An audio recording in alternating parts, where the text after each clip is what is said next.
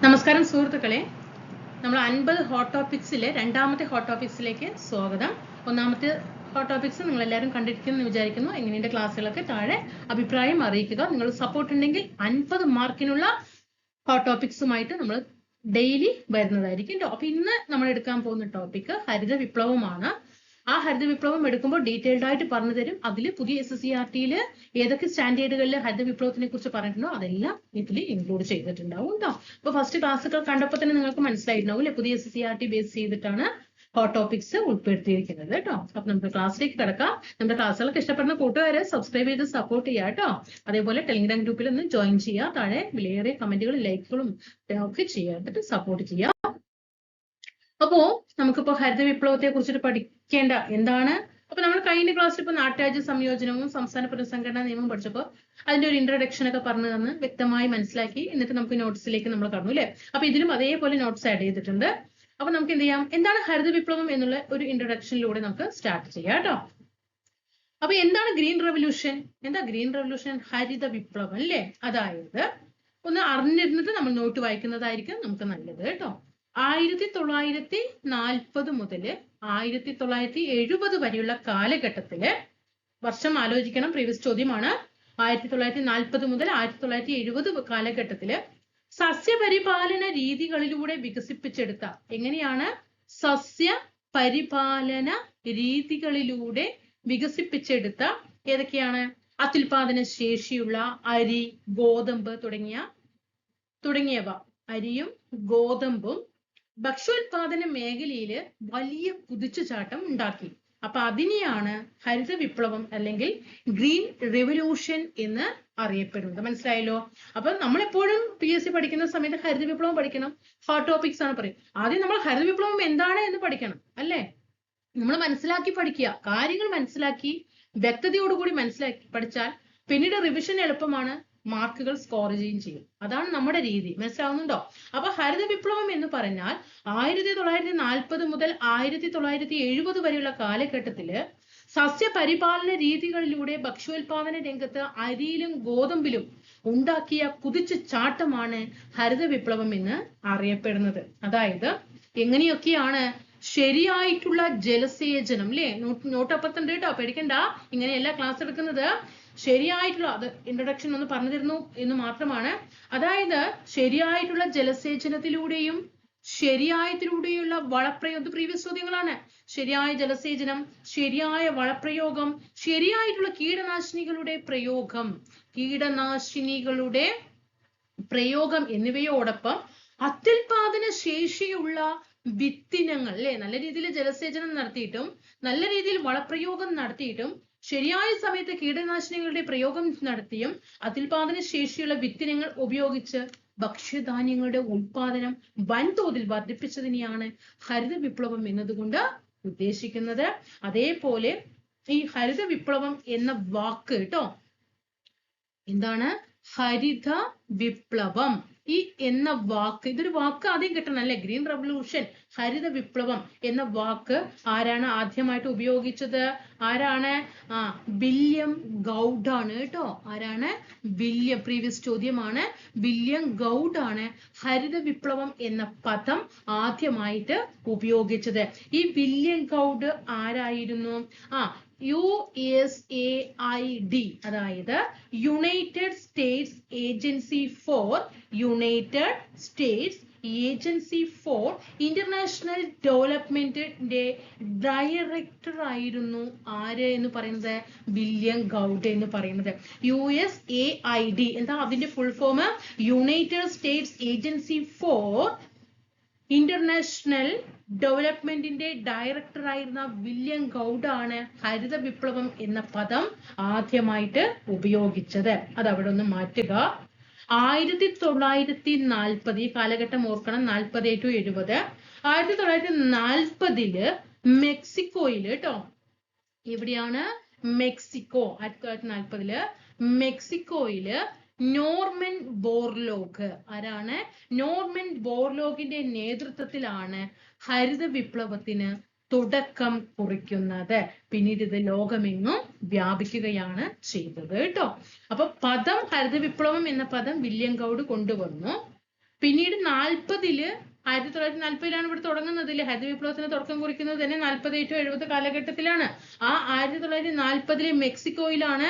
Mexico previous ചോദ്യമാണ്. Norman E Borlaug ആണ് ഹരിത വിപ്ലവത്തിന് തുടക്കം കുറിക്കുന്നത്. മെക്സിക്കോയിലാണ് തുടക്കം കുറിക്കുന്നത്. പിന്നീട് അത് ലോകമെങ്ങും വ്യാപിക്കുകയായിരുന്നു കേട്ടോ. അങ്ങനെ ഈ നോർമൻ ബോർലോഗ് എങ്ങനെ തുടക്കം കുറിച്ചു എന്നാണ് പറയുന്നത്? അത്യുൽപാദന ശേഷിയുള്ള വിത്തിനങ്ങളായിട്ടുള്ള സൊണോറ 64 ലെർമ റോജോ, ഏതാണ്? ലെർമ റോജോ 64 എന്നിവ വികസിപ്പിച്ചിട്ടാണ് എന്ത് ചെയ്യുന്നത്? ഹരിത വിപ്ലവത്തിന് തുടക്കം കുറിക്കുന്നത് കേട്ടോ. അങ്ങനെ അദ്ദേഹമാണ് ഇത് വികസിപ്പിച്ചെടുത്തത്. പ്രീവിയസ് ചോദ്യമാണ്. സൊണോറ 64 ലെർമ റോജോ 64 വികസിപ്പിച്ചിട്ടാണ്, അത്യുൽപാദന ശേഷിയുള്ള വിത്തിനം വികസിപ്പിച്ചിട്ടാണ് നോർമൻ ബോർലോഗ് 1940 മെക്സിക്കോയില് എന്ത് ചെയ്യുന്നത്? ഹരിത വിപ്ലവത്തിന് തുടക്കം കുറിക്കുന്നത് കേട്ടോ. അത്രയും കാര്യങ്ങൾ അവിടെ പഠിച്ചു വെക്കുക. ഹരിത വിപ്ലവത്തിന്റെ പിതാവ് എന്ന് അറിയപ്പെടുന്നതും ഹരിത വിപ്ലവത്തിന്റെ പിതാവ് എന്ന് അറിയപ്പെടുന്ന ഫാദർ ഓഫ് ഗ്രീൻ റെവല്യൂഷൻ ആരാണ്? നോർമൻ ഇ ബോർലോഗ് ആണ്. എന്നാൽ ഇവിടെ ഇതിന് മുന്നില് ഒരു ഇന്ത്യൻ എന്നൊരു വാക്ക് വരികയാണെങ്കിൽ ഇന്ത്യൻ ഹരിത വിപ്ലവത്തിന്റെ പിതാവ് എന്ന് ആരാണ് ചോദിച്ചാൽ MS സ്വാമിനാഥൻ ആണ്. MS സ്വാമിനാഥൻ ഇന്ത്യൻ ഹരിത വിപ്ലവത്തിന്റെ പിതാവ്. ഹരിത വിപ്ലവത്തിന്റെ പിതാവ് ബോർലോഗ്, ഇന്ത്യൻ ഹരിത വിപ്ലവത്തിന്റെ പിതാവ് MS സ്വാമിനാഥൻ ആണ്. ഓക്കെ, അത്രയും കാര്യങ്ങൾ അവിടെ മനസ്സിലാക്കുക. സൊണോറ 64, ലെർമ റോജോ 64 എന്നൊക്കെ ഗോതമ്പ് ഇനങ്ങളാണ് കേട്ടോ. എങ്കിൽ നമുക്ക് എന്തുകൊണ്ടാണ് 1940 തുടങ്ങിയിട്ട് ഈ ഹരിത വിപ്ലവം സ്വീകരിക്കാൻ, എന്തുകൊണ്ട്? അതൊരു എന്തെങ്കിലും ഒരു ലക്ഷ്യം വെച്ചിട്ടായിരിക്കില്ലേ നമുക്ക് ഇന്നത് തുടങ്ങണം എന്ന ഒരു ഉദ്ദേശം കൊണ്ട് തന്നെ ആയിരിക്കും. അപ്പോ എന്താ ഇത് സ്വീകരിക്കുന്നതിനുള്ള കാരണങ്ങള് എന്താണ്? നമ്മുടെ ഇന്ത്യയില് സ്വതന്ത്ര ലബ്ധിയുടെ സമയത്ത്, അതായത് 1947 ഓഗസ്റ്റ് 15 ഇന്ത്യ സ്വാതന്ത്ര്യം നേടിയ സമയത്ത് നമ്മുടെ ഇന്ത്യ എന്ന് പറയുന്നത് ഒരു കാർഷിക സമ്പദ് വ്യവസ്ഥയായിരുന്നു കേട്ടോ. എന്താണ്? നമ്മുടെ ഇന്ത്യ എന്തിൽ ഊന്നിയതായിരുന്നു? ഒരു കാർഷിക സമ്പദ് വ്യവസ്ഥയിൽ ഊന്നിയതായിരുന്നു. അതായത് നമ്മളെ 100-ൽ 75% ജനങ്ങളും, അല്ലെ, നമ്മളെ 100-ലാണല്ലോ എപ്പോഴും കണക്കാക്കുക. ആ 100-ൽ 75% ജനങ്ങൾ എങ്ങനെയാണ് ഉപജീവനത്തിന് വേണ്ടിയിട്ട് കൃഷിയാണ് ആശ്രയിച്ചിട്ടുണ്ടായിരുന്നത്. ആ ഉപജീവനത്തിന് വേണ്ടി 75% കൃഷി ആശ്രയിക്കുമ്പോൾ ആ കൃഷി നല്ല രീതിയിൽ കൊണ്ടുപോയിട്ടില്ലെങ്കിൽ എന്താകും? ദാരിദ്ര്യം അനുഭവപ്പെടും, അല്ലെ? ആ ദാരിദ്ര്യം അനുഭവപ്പെട്ട് കഴിഞ്ഞാൽ ഒരു രാജ്യത്തുള്ള അവസ്ഥ അറിയാലോ. അതൊന്നും ഇല്ലാതാക്കണം, അല്ലെ? അതൊന്നും ഇല്ലാതാക്കാനും അങ്ങനെയാണ് ശരിയായ ജലസേചനത്തിലൂടെയും ശരിയായ വളപ്രയോഗത്തിലൂടെയും കൃത്യസമയത്തുള്ള കീടനാശിനി പ്രയോഗങ്ങളിലൂടെയും അത്യുൽപാദന ശേഷിയുള്ള വിത്തിനങ്ങൾ വികസിപ്പിച്ചുകൊണ്ട് ഹരിത വിപ്ലവത്തിന് തുടക്കം കുറിക്കുന്നത്. അങ്ങനെ ഈ സ്വാതന്ത്ര്യ സമയത്ത് കാർഷിക മേഖലയിലെ ഉൽപാദനക്ഷമത എന്തായിരുന്നു? വളരെ കുറവായിരുന്നു. സ്വാതന്ത്ര്യം കിട്ടുന്ന സമയത്ത് കാർഷിക സമ്പദ് വ്യവസ്ഥയിലായിരുന്നു നമ്മുടെ ഇന്ത്യൻ സമ്പദ് വ്യവസ്ഥ നിലനിന്നിരുന്നത്. 75% ജനങ്ങളും കാർഷിക ഇതിലൂടെയായിരുന്നു ഉപജീവന മാർഗം കണ്ടെത്തിയത്. പക്ഷേ സ്വാതന്ത്ര്യം കിട്ടുന്ന സമയത്ത് നമ്മുടെ രാജ്യം എന്ന് പറയുന്നത് ഉൽപാദനക്ഷമത, അല്ലെ, കാർഷിക സമ്പദ് വ്യവസ്ഥയില് ഉൽപാദനക്ഷമത വളരെ വളരെയധികം കുറവായിരുന്നു. കാരണം എന്താണ്? സാങ്കേതിക വിദ്യയുടെ സാങ്കേതിക വിദ്യ ശക്തമാണോ? ആണോ? അന്ന് സാങ്കേതിക വിദ്യയുടെ നല്ല രീതിയിലായിരുന്നോ? അല്ല. സാങ്കേതിക വിദ്യയുടെ എന്താണ് ഉപയോഗം, അല്ലെ, കാലഹരണപ്പെട്ട, അല്ലെ, പഴഞ്ചൻ സാങ്കേതിക വിദ്യാ രീതികളും അതുപോലെ മൺസൂണിനെ മാത്രമാണ് ആശ്രയിച്ചിട്ടാണ് കൃഷി ചെയ്യുക, അല്ലെ? കാലാവസ്ഥ അനുകൂലമായാൽ മാത്രമേ കൃഷി അനുകൂലമായിട്ട് വരികയുള്ളൂ. അപ്പൊ മൺസൂൺ കാലാവസ്ഥയിൽ മാത്രമാണ് എന്ത് ചെയ്യുന്നത്? കൃഷി ചെയ്യുന്നത്. അതേപോലെ അടിസ്ഥാന സൗകര്യങ്ങളുടെ അഭാവം, അല്ലെ, അടിസ്ഥാന സൗകര്യങ്ങളുടെ അഭാവം, ഇതൊക്കെ എന്തിനാക്കി? കാർഷിക സമ്പദ് വ്യവസ്ഥയുടെ, അല്ലെ, അതായത് അതിന്റെ താഴ്ചയ്ക്ക് കാരണമാകാനുള്ള കാരണങ്ങൾ എന്തൊക്കെയാണ്? നമ്മൾ പറഞ്ഞു കാർഷിക സമ്പദ് വ്യവസ്ഥ വളരെ മോശമായിരുന്നു എന്ന് പറഞ്ഞു. ആ മോശമാകാനുള്ള കാരണം എന്താണെന്ന് ചോദിച്ചാൽ കാലഹരണപ്പെട്ട സാങ്കേതിക വിദ്യകളും മൺസൂണിനെ ആശ്രയിച്ചിട്ടുള്ള കൃഷി രീതികളും അതേപോലെ അടിസ്ഥാന സൗകര്യങ്ങളുടെ അഭാവം ഒക്കെ ഇതിന് കാരണമായിരുന്നു. അതുപോലെ ഇന്ത്യൻ കാർഷിക മേഖലയുടെ മുരടിപ്പ്, അതുപോലെ സ്തംഭനത്തിനൊക്കെ ഇത് കാരണമായി. ഇതെല്ലാം മാറ്റിമറിച്ചത് ഏത് തന്നെയാണ്? ഹരിത വിപ്ലവം എന്ന് പറയുന്നത്. അപ്പൊ ഹരിത വിപ്ലവത്തിന്റെ പ്രത്യേകതകൾ എന്തൊക്കെയാണ് എന്ന് ചോദിച്ചാൽ ഇത്രയും കാര്യങ്ങളൊക്കെ നമ്മൾ ഇനി ഒന്നും പഠിക്കും. നോട്ട്സ് ഒക്കെ നിങ്ങൾക്ക് ഡീറ്റെയിൽ ആയിട്ട് ഇപ്പോൾ വരും കേട്ടോ. ഓക്കെ, അടിപൊളിയായിട്ട് പുതിയ SSC നോട്ട്സ് ഇപ്പൊ നിങ്ങളുടെ മുന്നിലേക്ക് എത്തും. അപ്പൊ എന്താണ് ഹരിത വിപ്ലവത്തിന്റെ പ്രത്യേകതകൾ എന്ന് പറഞ്ഞു. അപ്പൊ എന്താണ് ഹരിത വിപ്ലവം എന്നുള്ളത് നിങ്ങൾ മനസ്സിലാക്കിയല്ലോ. എന്താ ഹരിത വിപ്ലവം നമ്മൾ പറഞ്ഞത്? എന്താ ഹരിത വിപ്ലവം പറഞ്ഞത്? 40 മുതൽ 70 വരെയുള്ള കാലഘട്ടത്തിൽ സസ്യപരിപാലന രീതികളിലൂടെ വികസിപ്പിച്ചെടുത്ത അത്യുൽപാദന ശേഷിയുള്ള അരിയും ഗോതമ്പും തുടങ്ങിയ ഭക്ഷ്യോൽപാദന മേഖലയിൽ വലിയ കുതിച്ചുചാട്ടം ഉണ്ടാക്കി. അങ്ങനെയാണ് ഗ്രീൻ റവല്യൂഷൻ എന്ന് പറയുന്നത്. ശരിയായ ജലസേചനവും വളപ്രയോഗവും കീടനാശിനികളുടെ ഉപയോഗം എന്നിവയോടൊപ്പം അത്യുൽപാദന ശേഷിയുള്ള വിത്തിനങ്ങൾ ഉപയോഗിച്ച് ഭക്ഷ്യധാന്യങ്ങളുടെ ഉൽപാദനത്തിന് വൻതോതിൽ എന്ത് ചെയ്തു? വർദ്ധിപ്പിച്ചു തന്നെയാണ് ഹരിത വിപ്ലവം എന്നതുകൊണ്ട് ഉദ്ദേശിക്കുന്നത്. നമ്മൾ മനസ്സിലാക്കി. അങ്ങനെ എന്താണ് ഹരിത വിപ്ലവം എന്ന് പഠിച്ചു. 1940 മെക്സിക്കോയിലെ നോർമൻ ഇ ബോർലോഗാണ് എന്ത് ചെയ്തത്? ഹരിത വിപ്ലവത്തിന് തുടക്കം കുറിക്കുന്നത്. വില്യം ഗൗഡാണ് ഹരിത വിപ്ലവം എന്ന പദം ആദ്യമായിട്ട് കൊണ്ടുവന്നത്. ഹരിത വിപ്ലവത്തിന്റെ പിതാവ് എന്നറിയപ്പെടുന്നത് നോർമൻ ഇ ബോർലോഗ് ആണെങ്കിൽ ഇന്ത്യൻ ഹരിത വിപ്ലവത്തിന്റെ പിതാവ് എന്നറിയപ്പെടുന്നത് MS സ്വാമിനാഥനാണ്. 47 ഓഗസ്റ്റ് 15 സ്വാതന്ത്ര്യം കിട്ടുന്ന സമയത്ത് ഇന്ത്യ എന്ന് പറയുന്നത് കാർഷിക സമ്പദ് വ്യവസ്ഥയിൽ ഊന്നിയിട്ടുള്ള ഒരു ജീവിതമായിരുന്നു. 75% ഉപജീവനത്തിന് വേണ്ടി കൃഷിയാണ് ആശ്രയിച്ചത്. എന്നാൽ കാലഹരണപ്പെട്ട സാങ്കേതിക വിദ്യയും മൺസൂൺ മാത്രം അടിസ്ഥാനപ്പെടുത്തി കൃഷിയും അടിസ്ഥാന സൗകര്യങ്ങളുടെ അഭാവവും കൃഷിയെ വളരെയധികം താഴ്ചയിലേക്ക് കൊണ്ടുപോവുകയാണ് ചെയ്തത്. എന്നാൽ ഈ ഹരിത വിപ്ലവം അതിനെല്ലാം എന്ത് ചെയ്തു? മറികടക്കാനായിട്ടില്ലേ കാർഷിക സമ്പദ് വ്യവസ്ഥയെ ഉയർച്ചയിലേക്ക് കൊണ്ടുവരാനായിട്ട് ഹരിത വിപ്ലവത്തിന് സാധിച്ചു. എങ്കിൽ ഹരിത വിപ്ലവത്തിന്റെ സാധ്യതകൾ എന്തൊക്കെയാണ്? എന്താണ് ഹരിത വിപ്ലവത്തിന്റെ പ്രത്യേകതകൾ എന്ന് പറയുന്നത്? നമ്മൾ ആദ്യം പഠിക്കണം അല്ലെ. അത്യുൽപാദന ശേഷിയുള്ള പ്രീവിയസ് ചോദ്യമാണ്. സ്റ്റേറ്റ്മെന്റ് ലെവൽ പ്രീവിയസ് ചോദ്യങ്ങളാണ് ഞാൻ ഇപ്പോ എഴുതാൻ പോകുന്നത്. ശ്രദ്ധിച്ചു നോക്കുക. അത്യുൽപാദന ശേഷിയുള്ള വിത്തിനങ്ങൾ അല്ലെ. നല്ല രീതിയിൽ അത്യുൽപാദന ശേഷിയുടെ വിത്തിനങ്ങൾ ആയിരുന്നു അതിന്റെ ഹരിത വിപ്ലവത്തിന്റെ പ്രത്യേകത 1 എന്ന് പറയുന്നത്. അതുപോലെ രാസവളങ്ങളുടെയും കീടനാശിനികളുടെയും പ്രയോഗം, അതുപോലെ ട്രാക്ടർ, പവർ ടില്ലർ, പമ്പ് സെറ്റുകൾ മുതലായവയുടെ ഉപയോഗം അല്ലെ. ട്രാക്ടർ വന്നു, പവർ ടില്ലർ വന്നു, പമ്പ് സെറ്റുകളുടെ ഉപയോഗം, മെച്ചപ്പെട്ട വർദ്ധിച്ച ജലസേചന സൗകര്യങ്ങൾ കൂടി അല്ലെ. ഇതൊക്കെ ഹരിത വിപ്ലവത്തിന്റെ ഉയർച്ചയിലേക്ക് വന്നു. പിന്നെ കുറഞ്ഞ പലിശ നിരക്കില് എന്ത് ചെയ്തു? കുറഞ്ഞ പലിശ നിരക്കില് കർഷകർക്ക് വായ്പ ലഭ്യമാക്കി കേട്ടോ. കുറഞ്ഞ പലിശ നിരക്കിൽ കർഷകർക്ക് വായ്പ ലഭ്യമാക്കി. ഇതൊക്കെ എന്താണ്? ഹരിത വിപ്ലവത്തിന്റെ പ്രത്യേകതകളാണ്. ഹരിത വിപ്ലവത്തിന് അതേപോലെ 2 ഘട്ടം. ഇനി നമുക്ക് നോക്കാം ഹരിത വിപ്ലവത്തിന്റെ 2 ഘട്ടങ്ങൾ എന്ന് പറയുന്നത്. ആദ്യ ഘട്ടം എന്ന് പറയുന്നത് 1965 to 1975 ആണ്. SCRT-യിലൊക്കെ 60 to 70 ആണ് പറയുന്നത് കേട്ടോ. നമുക്ക് നോക്കാം. 65 to 75 ആണ് ആദ്യ ഘട്ടം കേട്ടോ. ആ ആദ്യ ഘട്ടത്തിൽ ഇവിടെ ശ്രദ്ധിക്കാം. ആദ്യ ഘട്ടം 1965 to 75. അതായത് ആ സമയത്ത് ഹരിത വിപ്ലവം വന്നിട്ട് പഞ്ചാബ്, ഹരിയാന, ആന്ധ്രാപ്രദേശ്, അതുപോലെ തമിഴ്നാട് ഈ സ്റ്റേറ്റുകളിലാണ് എന്ത് ചെയ്തിട്ടുണ്ടായിരുന്നത്? ആദ്യഘട്ടം ഉണ്ടായിരുന്നത്. പ്രീവിയസ് ചോദ്യമാണ്. ആദ്യഘട്ടം ഹരിത വിപ്ലവം ഉണ്ടായിരുന്നത് പഞ്ചാബ്, ഹരിയാന, ആന്ധ്രാപ്രദേശ്, തമിഴ്നാട് ഭാഗത്ത് മാത്രമാണ്. അതേപോലെ കൂടുതലും ഏതിൽ തന്നെയായിരുന്നു ഉൽപാദന വർധനവ് ഉണ്ടായിരുന്നത്? ഗോതമ്പിൽ തന്നെയാണ് എന്ത് ചെയ്തത്? നല്ല രീതിയിൽ ഉൽപാദന വർധനവ് ഉണ്ടായത്. അതുകൊണ്ട് ചിലർ എന്ത് ചെയ്യും? ഇതിനെ ഗോതമ്പ് വിപ്ലവം എന്നും അറിയപ്പെടാറുണ്ട്. ഹരിത വിപ്ലവത്തിന് അറിയപ്പെടുന്ന മറ്റൊരു പേരാണ് ഗോതമ്പ് വിപ്ലവം എന്ന് പറയുന്നത്. ഇനി 2ാം ഘട്ടം അല്ലെ. 2ാം ഘട്ടം എപ്പോഴാണ്? അതിന്റെ തുടർച്ച അല്ലെ. 1975 to 1985 ഹരിത വിപ്ലവം എന്ത് ചെയ്തു? കൂടുതൽ സംസ്ഥാനങ്ങളിലേക്ക് വ്യാപിച്ചു കേട്ടോ. എങ്കില് ഈ ഹരിത വിപ്ലവം കൊണ്ടുള്ള നേട്ടങ്ങൾ എന്തൊക്കെയായിരിക്കും? ഹരിത വിപ്ലവങ്ങൾ കൊണ്ടുള്ള നേട്ടങ്ങൾ ഓരോന്നായിട്ട് പഠിച്ചേ. ഭക്ഷ്യധാന്യങ്ങളുടെ ഉൽപാദനം വർദ്ധിച്ചു അല്ലെ. ഭക്ഷ്യധാന്യങ്ങളുടെ ഉൽപാദനം അല്ലെ. നല്ല രീതിയിൽ ജലസേന സൗകര്യങ്ങളൊക്കെ ലഭിച്ചപ്പോൾ ഉൽപാദനം വർദ്ധിച്ചു അല്ലെ. പിന്നെ എന്താണ്? ഇറക്കുമതിയിലും ഭക്ഷ്യ സഹായത്തിലുമുള്ള ആശ്രയത്വം കുറഞ്ഞു അല്ലെ. അതായത് പുറത്തു നിന്നും എന്ത് ചെയ്തു?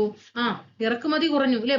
മറ്റുള്ള രാജ്യങ്ങളിൽ നിന്ന് ഭക്ഷ്യധാന്യങ്ങൾ ഇങ്ങോട്ടേക്ക് ഇറക്കുമതി ചെയ്യുന്നത് കുറഞ്ഞു. കാരണം എന്താ? നമ്മുടെ രാജ്യത്തുണ്ട് നമ്മുടെ രാജ്യത്ത് ആവശ്യത്തിലധികമുണ്ട്. പിന്നെന്താ, കാർഷിക മേഖലയിലെ ഉയർന്ന ഉൽപാദനം വിപണന മിച്ചം സൃഷ്ടിച്ചു. അതായത് അവനവന്റെ ആവശ്യങ്ങൾ കഴിഞ്ഞിട്ടും എന്ത് ചെയ്തു, മിച്ചം ഉണ്ടായിരുന്നു, വിപണന മിച്ചം സൃഷ്ടിച്ചു. ഭക്ഷ്യധാന്യങ്ങൾ വിപണിയിൽ വിൽക്കുവാൻ, അതായത് അവനവന്റെ ആവശ്യങ്ങൾ കഴിഞ്ഞ് വിപണിയിൽ വിൽക്കാനടക്കം എന്ത് ചെയ്തു, ഹരിത വിപ്ലവം കൊണ്ട് സാധിച്ചു. അതുപോലെ ഭക്ഷ്യധാന്യങ്ങളുടെ വില കുറഞ്ഞു. അതേപോലെ താഴ്ന്ന വരുമാനക്കാരായ വിഭാഗങ്ങൾക്ക് പ്രയോജനം ചെയ്തു. താഴ്ന്ന വരുമാനക്കാർക്ക് പ്രയോജനം ചെയ്തു. പിന്നെന്താണ്, ഭക്ഷ്യദൗർലഭ്യം നേരിട്ടാൽ ഉപയോഗിക്കാനായിട്ട് കരുതൽ ശേഖരിക്കാൻ, അതായത് എന്തെങ്കിലും ഒരു സാഹചര്യങ്ങൾ കൊണ്ട് ഭക്ഷ്യധാന്യങ്ങൾ കുറഞ്ഞു കഴിഞ്ഞാലും അതായത് അവിടെ സുരക്ഷിതമായിട്ട് സേവ് ചെയ്തിട്ട് അവിടെ എന്തിട്ടായിരുന്നു, ഭക്ഷ്യധാന്യങ്ങൾ അവിടെ ഉണ്ടായിരുന്നു. കരുതൽ ശേഖരം, ഭക്ഷ്യദൗർലഭ്യം ഏറ്റവും നേരിട്ട് കഴിഞ്ഞാൽ ഉപയോഗിക്കാനായിട്ട് കരുതൽ ശേഖരം ഉണ്ടായിരുന്നു. മനസ്സിലായി? അപ്പൊ ഇതൊക്കെ എന്താണ്, ഹരിത വിപ്ലവങ്ങൾ കൊണ്ടുള്ള നേട്ടമാണ് കേട്ടോ. ഉൽപാദനം വർദ്ധിച്ചു, ഇറക്കുമതിയും ആശ്രയത്വവും കുറഞ്ഞു, വിപണന മിച്ചം സൃഷ്ടിച്ചു, വില കുറഞ്ഞു, ഭക്ഷ്യധാന്യങ്ങളുടെ ഒക്കെ വില കുറഞ്ഞു, താഴ്ന്ന വരുമാനക്കാർക്ക് പ്രയോജനം ചെയ്തു, കരുതൽ ശേഖരം ഉണ്ടായിരുന്നു. നമ്മൾ ഇത്ര നേരം പഠിച്ച കാര്യങ്ങൾ ഒന്ന് പറഞ്ഞു പോകാം. ഇന്ത്യൻ ഹരിത വിപ്ലവത്തിന്റെ പിതാവ് എന്ന് അറിയപ്പെടുന്നത് ആരാണ്? ഇന്ത്യൻ ഹരിത വിപ്ലവത്തിന്റെ പിതാവ് ആരാണ്? MS സ്വാമിനാഥൻ ആണ്. MS സ്വാമിനാഥൻ പഠിച്ചല്ലോ? പഠിച്ചു. എങ്കിൽ MS സ്വാമിനാഥൻ എന്ന് പറഞ്ഞാൽ കറക്റ്റ് MS എന്ന് പറഞ്ഞാൽ എന്താണ്? മാങ്കൊമ്പ് സാംബശിവൻ സ്വാമിനാഥൻ എന്നാണ് കേട്ടോ. മാങ്കൊമ്പ് സാംബശിവൻ സദാശിവൻ എന്നാണ്. അതേപോലെ അദ്ദേഹത്തിന്റെ പേരിൽ ഒരു റിസർച്ച് സ്റ്റേഷൻ ഉണ്ട്. സ്ഥിതി ചെയ്യുന്നത് അത് എവിടെയാണ്? MS സ്വാമിനാഥൻ റിസർച്ച് സ്റ്റേഷൻ സ്ഥിതി ചെയ്യുന്നത് ചെന്നൈയിലാണ് കേട്ടോ. പ്രീവിയസ് ചോദ്യമാണ്, ചെന്നൈയിലാണ്. അതേപോലെ ഇദ്ദേഹം വികസിപ്പിച്ചെടുത്ത ഒരു അത്യുൽപാദന ശേഷിയുള്ള ഒരു ഗോതമ്പിനം ഏതാണ്? അത് സർബതി സൊണോറ ആണ് കേട്ടോ. സർബതി സൊണോറ. MS സ്വാമിനാഥൻ വികസിപ്പിച്ചെടുത്ത അത്യുൽപാദന ശേഷിയുള്ള ഗോതമ്പ് ഇനമാണ് സർബതി സൊണോറ എന്ന് പറഞ്ഞത്. അദ്ദേഹം 2023 സെപ്റ്റംബർ മാസം 28 മരണമടഞ്ഞു കേട്ടോ. MS സ്വാമിനാഥൻ 2023 എത്ര ക്വസ്റ്റ്യൻ പേപ്പറിൽ വന്നു കഴിഞ്ഞു എന്നറിയോ?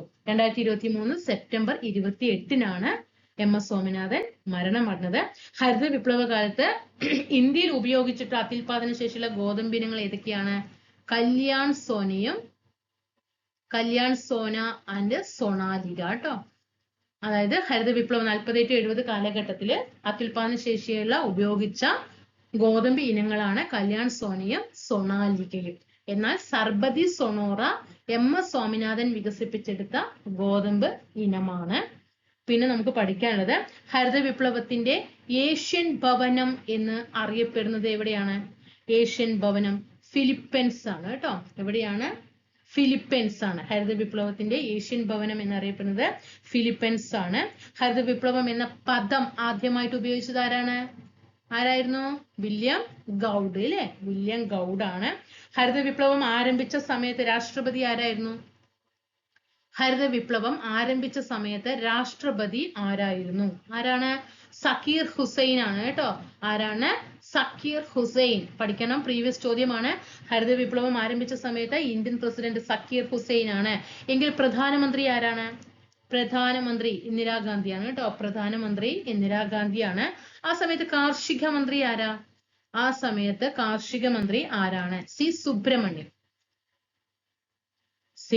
സുബ്രഹ്മണ്യാണ് കേട്ടോ. നമുക്ക് പുതിയ SSCRT-യില് 7ാം ക്ലാസ്സിലും ഹരിത വിപ്ലവത്തിനെ കുറിച്ച് കിടക്കുന്നുണ്ട്, 10ാം ക്ലാസ്സിലും കിടക്കുന്നുണ്ട് കേട്ടോ. അപ്പൊ 7ലെയും 10ലെയും ഇവിടെ നോട്ട് ആഡ് ചെയ്തിട്ടുണ്ട്. ഭക്ഷ്യോൽപാദനം വിപ്ലവങ്ങളിലൂടെ, ഇത് 10ാം ക്ലാസ്സിലെയാണ് കേട്ടോ. ഭക്ഷ്യോൽപാദന മേഖലയിൽ സ്വയം പര്യാപ്തത കൈവരിക്കാൻ 1960 മുതൽ ഇന്ത്യ നടപ്പാക്കിയ പദ്ധതികൾ ഈ മേഖലയിൽ വലിയ മാറ്റങ്ങൾ സൃഷ്ടിച്ചതിനാൽ അവയെ വിപ്ലവങ്ങൾ എന്ന് വിളിക്കുന്നു. രാഷ്ട്ര നേതാക്കളുടെയും ശാസ്ത്രജ്ഞന്മാരുടെയും കൂട്ടായ പരിശ്രമമാണ് ഭക്ഷ്യ സ്വയം പര്യാപ്തത നേടുവാൻ ഇന്ത്യയെ സഹായിച്ചത്? ആരുടെയൊക്കെയാണ്? രാഷ്ട്ര നേതാക്കളുടെയും ശാസ്ത്രജ്ഞന്മാരുടെയും കൂട്ടായ പരിശ്രമം. കാർഷിക മേഖലയുടെ പുരോഗതിയും ഭക്ഷ്യോൽപാദന രംഗത്തെ സ്വയം പര്യാപ്തതയും ലക്ഷ്യമാക്കിയിട്ടാണ് ഹരിത വിപ്ലവം ആരംഭിച്ചത്. കാർഷിക മേഖലയുടെ പുരോഗതി, ഭക്ഷ്യ ഉൽപാദന രംഗത്ത് സ്വയം പര്യാപ്തത. അത്യുൽപാദന, നമ്മൾ ഇത്ര നേരം പഠിച്ച കാര്യങ്ങളൊക്കെ ഇവിടെ കാണും.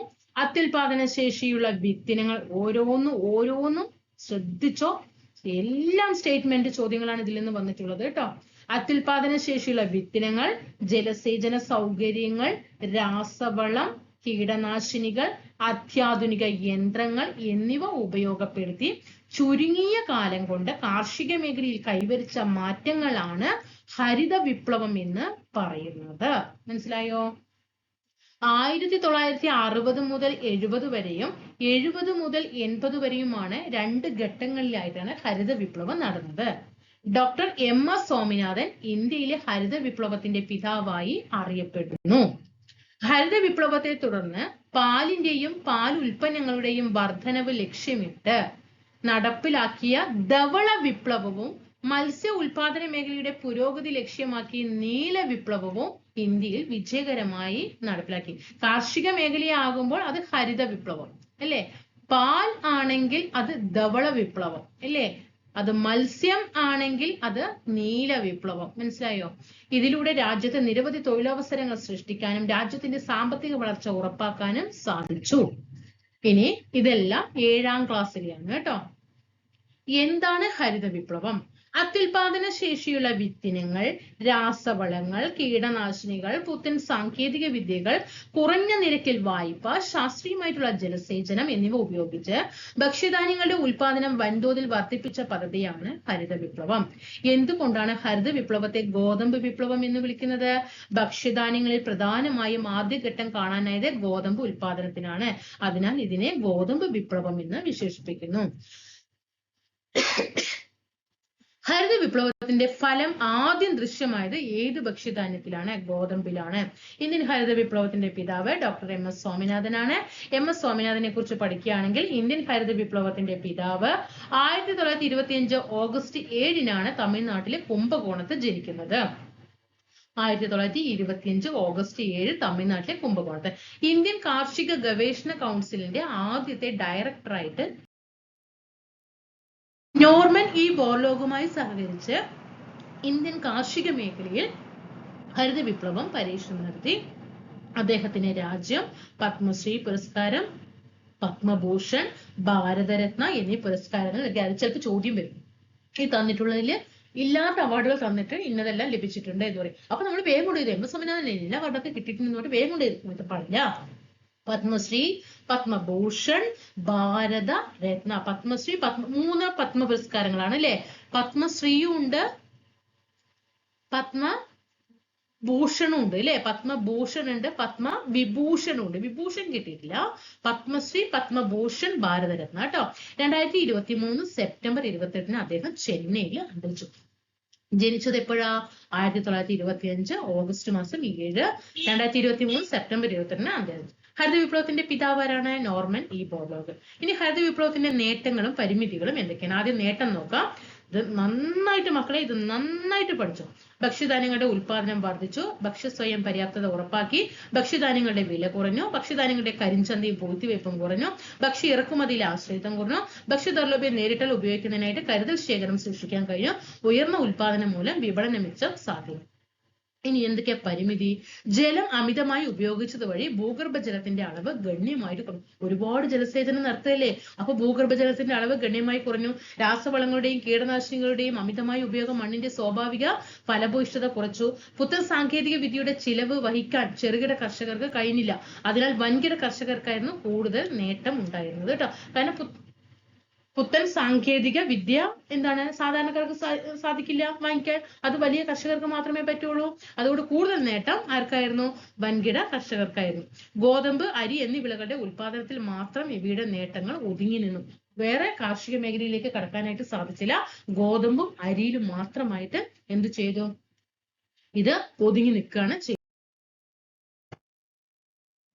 അപ്പൊ ഹരിത വിപ്ലവം എന്ത് ചെയ്തു? നമ്മള് എടുത്തു കഴിഞ്ഞിട്ടുണ്ട്. ഓക്കെ ആണല്ലോ അല്ലെ? ക്ലാസ്സുകളൊക്കെ ഇഷ്ടപ്പെട്ടു എന്ന് വിചാരിക്കുന്നു. ഇടയ്ക്ക് ഇങ്ങനെ ചുമ വരുമ്പോൾ നമുക്കങ്ങനെ തൊണ്ട അടയ്ക്കുകയാണ്, ക്ഷമിക്കണം കേട്ടോ. ഓക്കെ ആണല്ലോ. അപ്പോ നമുക്കിതിൽ പഠിക്കാൻ ഒരു ചെറിയൊരു കാര്യം കൂടി പഠിക്കാനുണ്ട്. സുവർണ വിപ്ലവം എന്താണ്? കിട്ടുന്നുണ്ടോ എന്ന് നോക്കണം കേട്ടോ. സുവർണ വിപ്ലവം എന്തിനെ കുറിച്ചിട്ടുള്ളതാണ്? സുവർണ വിപ്ലവം. അതുപോലെ മഞ്ഞ വിപ്ലവം. അടുത്തത് ഗ്രേ റവല്യൂഷൻ, ഗ്രേ വിപ്ലവം. ബ്രൗൺ റവല്യൂഷൻ, ബ്ലാക്ക് റവല്യൂഷൻ അതായത് കറുത്ത വിപ്ലവം, പിങ്ക് റവല്യൂഷൻ. വേഗം വേഗം നിങ്ങൾ ചെയ്യണം കേട്ടോ. സിൽവർ റവല്യൂഷൻ, നീല വിപ്ലവം, ബ്ലൂ റവല്യൂഷൻ. നീല വിപ്ലവം, ഇവിടെ വിപ്ലവം വിപ്ലവം എന്നാണ് കേട്ടോ. അതേപോലെ ധവള വിപ്ലവം. ഇതൊക്കെ എന്തിനെ കുറിച്ചിട്ടുള്ളതാണ്? സുവർണ വിപ്ലവം എന്താണ്? പഴങ്ങൾ അല്ലെ? പഴം, പച്ചക്കറി. പഴം, പച്ചക്കറി. മഞ്ഞ എന്താ? എണ്ണക്കുരു ആണ് കേട്ടോ. മഞ്ഞ എന്താണ്? എണ്ണക്കുരു. ഗ്രേ എന്താ? ഗ്രേ രാസവള. ഗ്രേ എന്താണ്? രാസവള. ബ്രൗണ് തുകൽ, കൊക്കോ, അതുപോലെ പാരമ്പര്യേതര ഉൽപ്പന്നങ്ങൾ കേട്ടോ. പാരമ്പര്യേതര ഉൽപ്പന്നങ്ങൾ. ഇനി ബ്ലാക്ക് എന്താ? കറുത്ത വിപ്ലവം. പെട്രോളിയം ആണ് കേട്ടോ. പെട്രോളിയം ആണ് കറുത്ത വിപ്ലവം. പിങ്ക് എന്താണ്? മാംസം അല്ലെ? മീറ്റ് അല്ലെ? മീറ്റ്. അതുപോലെ പൗൾട്രി പ്രൊഡക്ഷൻ. പൗൾട്രി പ്രൊഡക്ഷൻ ഒക്കെ പിങ്ക് ആണ്. സിൽവർ എന്താണ്? മുട്ടയാണ് കേട്ടോ. മുട്ട ഉൽപാദനമാണ്. നീല വിപ്ലവം മത്സ്യ ഉൽപാദനമാണ്. ധവള വിപ്ലവം പാൽ ഉൽപാദനമാണ് കേട്ടോ. അതൊക്കെ എല്ലാം പ്രീവിയസ് ചോദ്യങ്ങളാണ്, അതുകൊണ്ടാണ് അത് ഇതിൽ ഉൾപ്പെടുത്തിയത്. ഹരിത വിപ്ലവം നമ്മൾ എന്ത് ചെയ്തു? ഇവിടെ കംപ്ലീറ്റ് ആയിട്ട് ഞാൻ പറഞ്ഞു തന്നിട്ടുണ്ട്. A to Z കേട്ടോ. A to Z ഞാൻ ഇവിടെ കാര്യങ്ങൾ ഹരിത വിപ്ലവത്തിനെ കുറിച്ചിട്ട് വ്യക്തമായിട്ട് പറഞ്ഞു തന്നിട്ടുണ്ട്. പുതിയ SCRT-യിൽ 10ാം ക്ലാസ്സിലും 7ാം ക്ലാസ്സിലും കിടക്കുന്നുണ്ട്, അതും ഇവിടെ പറഞ്ഞു തന്നിട്ടുണ്ട്. അപ്പൊ എങ്ങനെയുണ്ട് ക്ലാസ്സുകൾ എന്ന് ജസ്റ്റ് ഒന്ന് കമന്റ് ചെയ്തിട്ട് കൂട്ടുകാര് പോകാനായിട്ട് ശ്രദ്ധിക്കുക. അപ്പൊ നമ്മള് താഴെ ഒരാൾ ചോദിച്ചിട്ടുണ്ടായിരുന്നു ഏതൊക്കെയാണ് ഹോട്ട് ടോപ്പിക്സ് എന്നുള്ളത്. ഞാൻ എന്റെ ലിസ്റ്റ് ഇട്ട് വരികയാണ്. ക്വസ്റ്റ്യൻ പേപ്പർ നമ്മൾ ഡെയിലി ക്വസ്റ്റ്യൻ പേപ്പർ നോക്കുന്ന ആൾക്കാരാണല്ലോ. അപ്പൊ അതുകൊണ്ട് ക്വസ്റ്റ്യൻ പേപ്പറിന് സെലക്ട് ചെയ്തിട്ട് കുറെ ക്വസ്റ്റ്യൻ പേപ്പർ എടുത്ത് വെച്ചിട്ട് ഇന്ന ടോപ്പിക് വന്നിട്ടുണ്ട് എന്നുള്ളത് അങ്ങനെ ഒരുപാട് തവണ ചോദിച്ച ചോദ്യങ്ങൾ ഏരിയ ഏതാണ്, അതിൽ നിന്ന് അങ്ങനെ എടുത്തെടുത്ത് വരികയാണ് കേട്ടോ. ഇപ്പൊ ഉദാഹരണം പറയുകയാണെങ്കിൽ ഇപ്പൊ നമ്മൾ ഏതാ പഠിച്ച? ഫസ്റ്റ് നാട്ടുരാജ്യ സംയോജനവും സംസ്ഥാന പൊതുസംഘടന നിയമം പഠിച്ചു. ഇപ്പൊ ഹരിത വിപ്ലവം പഠിക്കുക, അതുപോലെ പുത്തൻ സാമ്പത്തിക നയങ്ങൾ പഠിക്കുക, പഞ്ചവത്സര പദ്ധതികൾ പഠിക്കുക, ആസൂത്രണ കമ്മീഷൻ പഠിക്കുക, നീതി ആയോഗ് പഠിക്കുക, അതുപോലെ ഇന്ത്യൻ ഉപഭൂഖണ്ഡങ്ങളെ കുറിച്ച് പഠിക്കുക, ഉത്തര മഹാസമതലങ്ങൾ പഠിക്കുക, ഉത്തര പർവ്വത മേഖലകൾ പഠിക്കുക, തീരപ്രദേശങ്ങൾ പഠിക്കുക, മരുഭൂമികൾ പഠിക്കുക, കേരള ഹിസ്റ്ററി ആണെങ്കിൽ വൈക്കം സത്യാഗ്രഹം പഠിക്കുക, ഗുരുവായൂർ സത്യാഗ്രഹം പഠിക്കുക, ഭൂപരിഷ്കരണങ്ങൾ പഠിക്കുക. അങ്ങനെയാണ്. കോൺസ്റ്റിറ്റ്യൂഷൻ ആകുമ്പോൾ മൗലിക അവകാശം പഠിക്കുക, മൗലിക കർത്തവ്യങ്ങൾ, അതുപോലെ ഫണ്ടമെന്റൽ റൈറ്റ്സുകൾ, അങ്ങനെ വിവരാവകാശ നിയമങ്ങൾ, അങ്ങനെ സെലക്ട് ചെയ്തിട്ട് വേണ്ട കാര്യങ്ങളെല്ലാം ഉൾപ്പെടുത്തിയിട്ട് ചിലപ്പോൾ അത് 50 ഹോട്ട് ടോപ്പിക്സ് എന്നുള്ളത് ചിലപ്പോൾ കൂടുതലാകാനും സാധ്യതയുണ്ട്. അപ്പൊ നമുക്ക് അതിനനുസരിച്ചിട്ട് ക്ലാസ്സുകൾ ചെയ്യാം കേട്ടോ. അപ്പൊ സപ്പോർട്ട് ചെയ്യുക. അടുത്ത ക്ലാസ്സിൽ കാണാം. Thank you.